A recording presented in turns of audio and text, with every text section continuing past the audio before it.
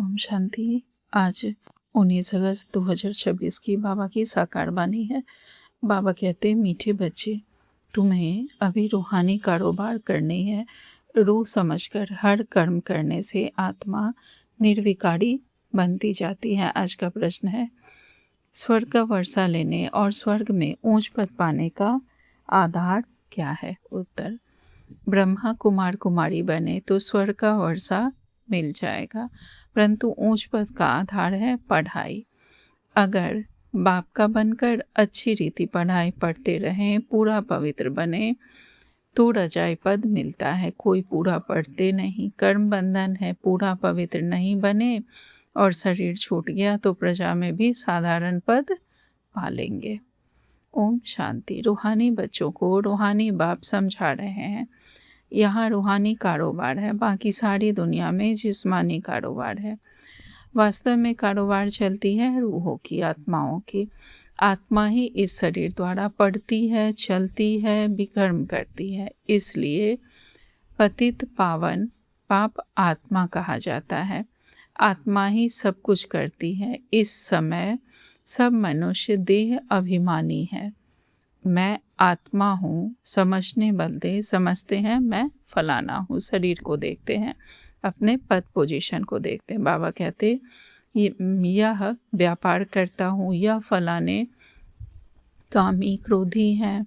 शरीर का ही नाम लेते हैं, अपने लिए भी कहते कि मैं यह काम करता हूँ, व्यापार करता हूँ। दूसरे के लिए कहते कि वो तो ऐसा क्रोधी है, कामी है। बाबा कहते शरीर का ही नाम लेते। इसको कहा जाता है देह अभिमानी दुनिया, उतरती कला की दुनिया। सतयुग में ऐसे होता नहीं, वहाँ देही अभिमानी होते हैं। तुमको देही अभिमानी बनाया जाता है। और कैसे हम बनते हैं? इस पढ़ाई से। बाबा कहते, अपने को आत्मा निश्चय करो। मैं आत्मा या शरीर रूपी चोला धारण कर पाठ बजाती हूँ।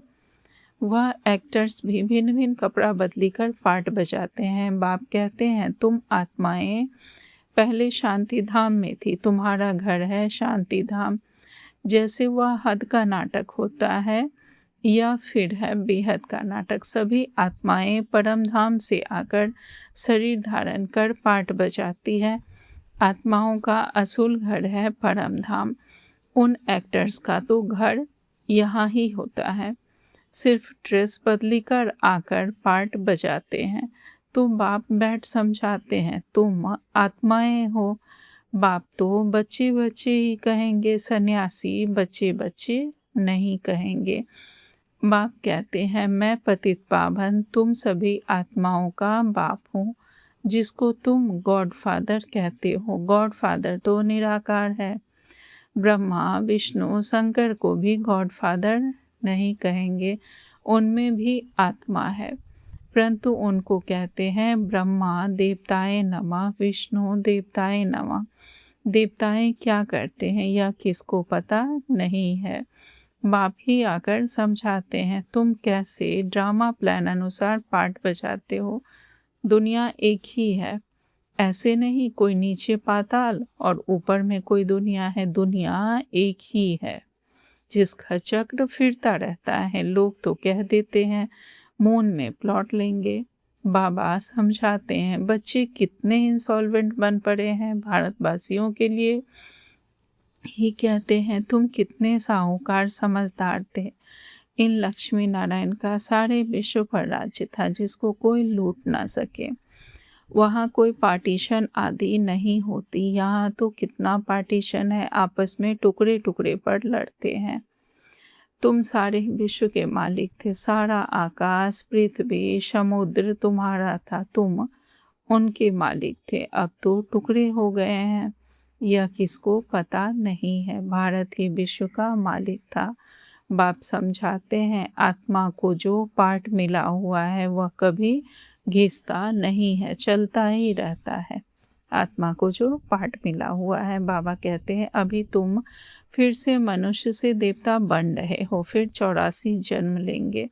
तुम्हारा पाठ चलता ही रहता है, कभी बंद नहीं होता। एक के बाद एक जन्म लेते और हमारा पाठ चलता ही रहता है, बंद नहीं होता। कोई मोक्ष आदि पाते नहीं। जितने अनेक गुरु, अनेक शास्त्र, उतनी अनेक मतें होती है। मनुष्यों में कितनी अशांति है, जहाँ भी जाओ कहेंगे मन को शांति कैसे मिले। यह देह अभिमान में आकर कहते हैं। बाप समझाते हैं मन और बुद्धि यह है आत्मा के ऑर्गन्स, बाकी यह सब शरीर की इंद्रियां हैं। आत्मा कहती है मेरे मन को शांति कैसे मिले। वास्तव में यह कहना गलत है। तुम आत्मा हो, तुम्हारा स्वधर्म ही शांत है। तुम ऐसे कहो मुझ आत्मा को शांति कैसे मिलेगी। इसमें कर्म तो करना ही है। यह बातें बाप ही बैठ समझाते हैं। दुनिया में यह ज्ञान किसको नहीं। वहाँ है भक्ति मार्ग, उनको ज्ञान का पता नहीं है। ज्ञान तो एक बाप ही देते हैं। बाप खुद कहते हैं मैं कल्प के संगम युग पर आता हूँ। कलयुग के अंत में सभी पतित हैं। यह है रावण राज्य। रावण को जलाते भी भारतवासी ही हैं। बाप पतित पावन का जन्म भी यहाँ है, तो रावण का जन्म भी यहाँ है। रावण जो सबको पतित बनाते हैं, इसलिए उनको जलाते हैं। यह बातें किसकी बुद्धि में नहीं है। अब भारत में श्री कृष्ण जयंती मनाते हैं, श्री कृष्ण की लीला भजन आदि करते हैं। अब बाप कहते हैं वास्तव में श्री कृष्ण लीला कुछ है ही नहीं। श्री कृष्ण ने क्या किया। कहते हैं कंसपुरी में जन्म लिया। अब कंस तो डेविल को कहा जाता है। सतयुग में डेविल कहाँ से आए। तुम जानते हो श्री कृष्ण की आत्मा जो सतयुग में थी, वह अपने 84 जन्म भोग इस समय पतित से पावन बन रही है, फिर अपना पद फिर ले रही है। वैसे ही तुम कृष्णपुरी में रहने वाले थे, 84 जन्म ले, अब फिर अपना पद ले रहे हो। जयंती मनानी है वास्तव में शिव बाबा की। जो शिव बाबा सबको हेल से हेवन में ले जाते हैं, उनकी कोई लीला है नहीं। कहते हैं कि हे पतित पावन बाबा आओ, आकर हमको हेल से हेवन में ले जाओ। आप हमारे बाप हो तो हम स्वर्ग में होने चाहिए, हम विशेष दुनिया में क्यों हैं। इसलिए बुलाते हैं हे गॉड फादर, हमको इस दुख की दुनिया से लिबरेट करो। यह भी ड्रामा में नोंद है। बाबा कहते हैं इस ड्रामा को कोई जानते नहीं। शास्त्रों में ड्रामा की आयु लंबी लिख दी है, परंतु दुनिया को पुरानी तो बननी ही है। सतो रजो तमो में आना ही है। यह है बेहद की बात। अभी तुम फिर से विश्व के मालिक बन रहे हो। भारतवासी जो नई दुनिया में थे, वही 84 जन्मों का पाठ बजाएंगे। अभी तुम पवित्र बनते हो, बाकी सब मनुष्य पतित है। तब तो पावन के आगे जाकर नमन करते हैं। पावन को पावन नमन क्यों करेंगे। जो पवित्र होंगे वो पवित्र को नमन क्यों करेंगे। सन्यासी पावन है, तब तो पतित मनुष्य उनके आगे माथा झुकाते हैं। कन्या पवित्र है तो सब उनके आगे सिर झुकाते हैं। जब कन्या छोटी होती है तो कैसे कन्या पूजन में लोग उनको प्रणाम करते हैं, सिर झुकाते हैं। अब वही कन्या शादी करके ससुर घर जाती है तो उससे दूसरों के आगे माथा टेकना पड़ता है। बाबा कहते अभी बेहद का बाप आए हैं सबको पावन बनाने। वह सब है कलयुग में। तुम हो अभी संगम पर। अब तुमको पति दुनिया में नहीं जाना है। यह है ही कल्याणकारी युग। बाप आकर सबका कल्याण करते हैं। तुम अभी श्री कृष्ण जयंती मनाएंगे, नहीं तो लोग समझेंगे यह तो नास्तिक है। अगर नहीं करेंगे तो बाबा कहते हैं कि लोग कहेंगे नास्तिक है। नास्तिक वास्तव में उनको कहा जाता है जो बाप को रचना के आदि मध्य अंत को नहीं जानते, उन्हें नास्तिक कहा जाता है। बाबा कहते इस समय सब निधन के ऑर्फन बन पड़े हैं। घर घर में झगड़ा है, एक दो को मारने में देरी नहीं करते, इसलिए इसको नास्तिकों की दुनिया कहा जाता है। बाप को ना जानने वाले तुम हो, जानने वाले अभी तुम समझते हो कि हम पत्थर बुद्धि थे। बाबा हमको पारस बुद्धि बना रहे हैं और कोई तकलीफ की बात नहीं है। बाबा सिर्फ कहते हैं 1 घंटा पढ़ो, अपने को आत्मा समझ मुझ बाप को ही याद करो। शरीर को याद करेंगे तो लौकिक संबंधों की याद आएगी। जब शरीर को देखेंगे तो देही अभिमानी रहेंगे, तो मुझ बाप की ही याद रहेगी। यह तो है ही विशस दुनिया। विषय सागर में गोते खाते रहते हैं, विष्णु को क्षीर सागर में दिखाते हैं, कहते हैं वहाँ घी की नदियाँ बहती हैं। यहाँ तो घासलेट भी नहीं मिलता। फर्क है ना। तो तुम बच्चों को कितनी खुशी होनी चाहिए, बाप ही खिबैया है। गाते भी हैं, नैया मेरी पार लगाओ प्रभु। यह सब नैयाएँ हैं, खिवैया एक बाप ही है।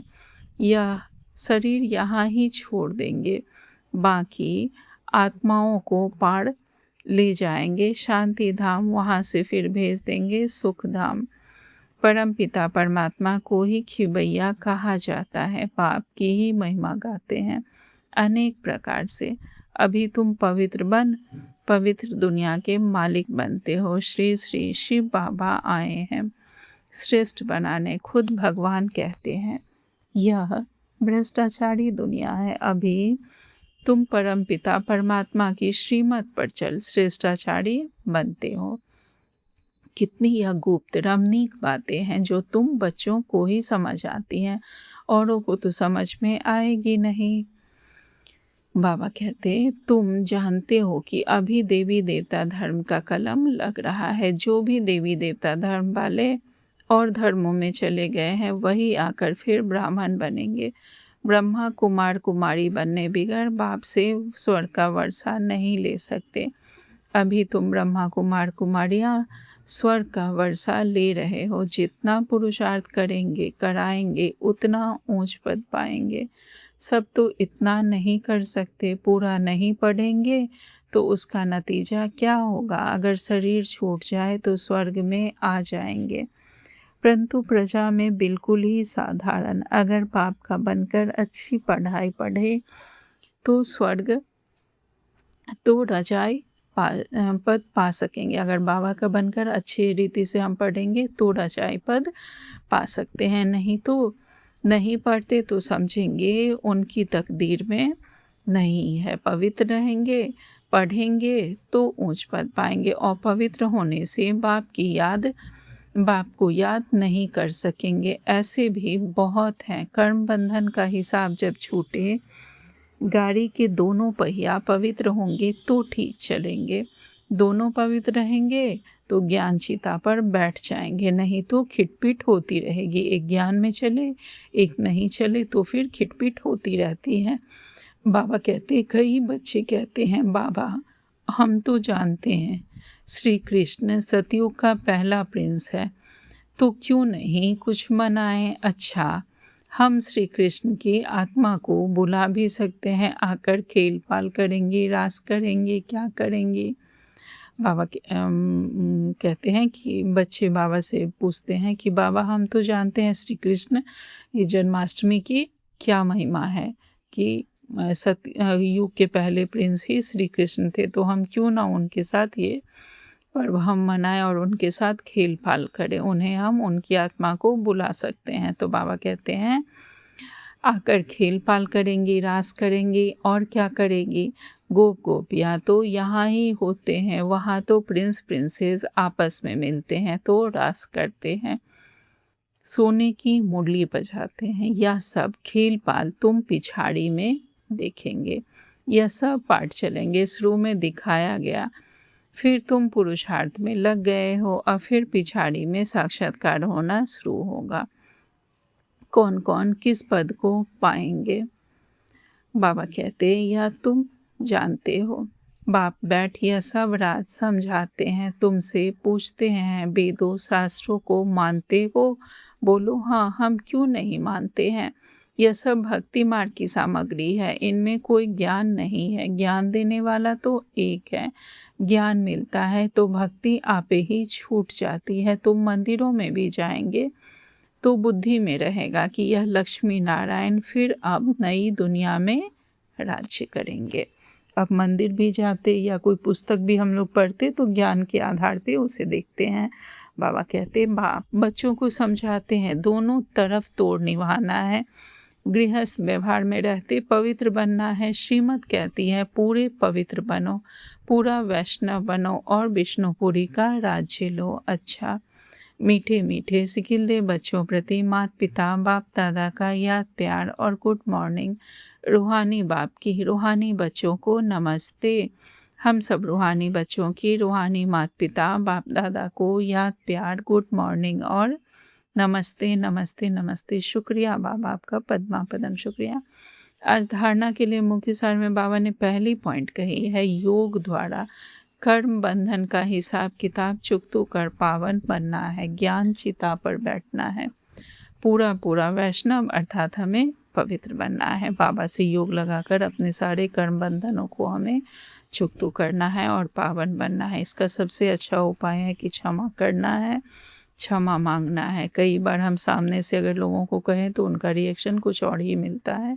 इसलिए जब भी हम योग में बैठे लगता है कि हमसे कभी गलती हुई है, चलिए इस जन्म का हमें याद है, बाकी जन्मों का नहीं भी याद है, तो इसलिए सूक्ष्म बतन में सबको इमर्ज कर और बीच में ब्रह्मा बाबा हैं और सबको हम सबसे हमें क्षमा मांगना है और उन सबको क्षमा करना है जिनके द्वारा हम कभी दुखी हुए।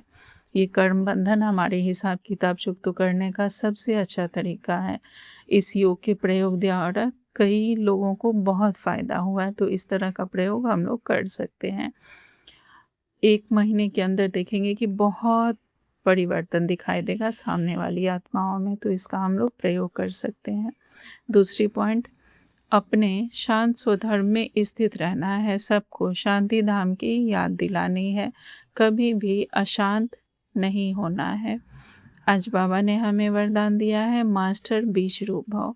बाबा कहते हैं आवाज़ से परे की स्थिति में स्थित हो सर्व गुणों का अनुभव करने वाले मास्टर बीज रूप भव। विस्तार में बाबा कहते हैं जैसे बीज में सारा वृक्ष समाया हुआ होता है, वैसे ही आवाज़ से परे की स्थिति में संगम युग के सर्व विशेष गुण अनुभव में आते हैं। मास्टर बीज रूप बनना अर्थात सिर्फ शांति नहीं, लेकिन शांति के साथ ज्ञान, अतीन्द्रिय सुख, प्रेम, आनंद, शक्ति आदि आदि सर्व मुख्य गुणों का अनुभव करना। यह अनुभव सिर्फ स्वयं को नहीं होता, लेकिन अन्य आत्माओं को भी उनके चेहरे से सर्व गुणों का अनुभव करती है। जब हम इस बीज रूप स्वरूप का अनुभव करते हैं तो हमारे चेहरे चलन द्वारा दूसरों को भी उसका अनुभव होता है। बाबा कहते एक गुण में सर्व गुण समाये हुए रहते हैं। इस एक बीज रूप स्वरूप में सारे गुण समाये हुए हैं। स्लोगन, अच्छाई धारण करो लेकिन अच्छाई से प्रभावित नहीं हो जाओ। अच्छाई धारण करना है लेकिन दूसरे किसी की अच्छाई से हमें बहुत प्रभावित नहीं होना है, ना किसी के अभाव में ना किसी के प्रभाव में आना है। एक बाबा हमारा आधार हो, सिर्फ बाबा पर ही हम आधारित होकर चले। आज का व्यक्ति सारे हैं, पवित्रता आप ब्राह्मण आत्माओं का अनादि संस्कार है। इसे नेचुरल संस्कार से स्वप्न व संकल्प में भी अपवित्रता इमर्ज ना हो। हमारे इस नेचुरल संस्कार से स्वप्न और संकल्प में भी अपवित्रता इमर्ज ना हो। यह हमारा ओरिजिनल नेचर है। संकल्प आवे और विजयी बनो। इनसे भी ऊपर नेचुरल संस्कार बना लो तो इस सब्जेक्ट में पुरुषार्थ करने की आवश्यकता नहीं रहेगी। अच्छा, ओम शांति।